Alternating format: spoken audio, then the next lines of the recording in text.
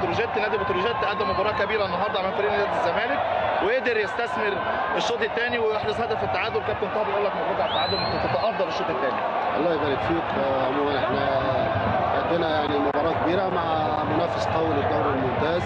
احنا بنمر بظروف صعبه من ناحيه اللاعبين والمهاجمين، فاحنا عندنا نقص حاد في التهديف يعني، ولكن النهارده الحمد لله قدرنا نعمل تشكيله جيده وقدمنا مباراه كبيره مع نادي الزمالك. كابتن قدرت بالفعل الشوط الثاني بتغييرات رائعه تختلف نص الملعب، كان في تواجد وفي تكتيك واضح لفريق بتروجيت ولم يتاثر بالهدف في الشوط الاولاني.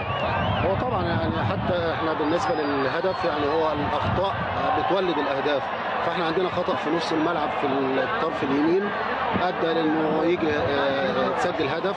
في التغطيه كانت ضعيفه، ولكن الحمد لله بين الشوطين يعني قدرنا نقول للعيب على الاخطاء اللي ممكن تتعالج وعالجناها الحمد لله.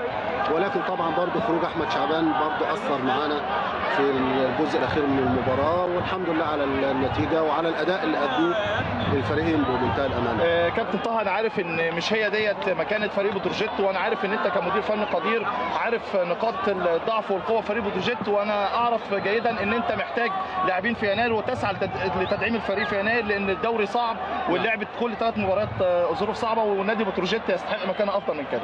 مفيش شك طبعا، يعني هو النادي بمنتهى الامانه اتفرغ من النجوم الكبار. انا لا املك الا عدد قليل جدا، ولكن طبعا احنا اتحطينا في موقف صعب.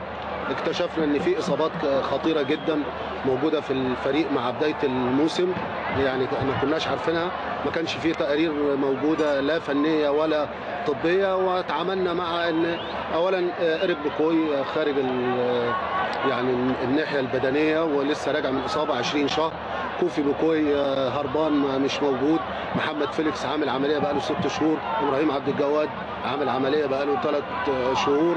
فاحنا عندنا 4 من 25، حتى ال5 اللي هم المفروض نستفيد بيهم تحت السن يعني العدد قليل منهم، بس مروان محسن ومحمد رجب وفي محمد الشناوي وناقص لاعب. فاحنا يعني بنحاول بقدر الامكان ان احنا نواصل للتوقف الدوري بين الدورين، نختار ان شاء الله يعني على الاقل فرود قوي جدا يعرف طريق الجول. شكرا لك كابتن طه، وتمنياتنا لعوده فريق بتروجيت مكانته الطبيعيه مع جهاز فني محترم بقياده الكابتن طه بس. وشكرا للكابتن شوبير وصحبته الجميله يعني. شكرا لك كابتن.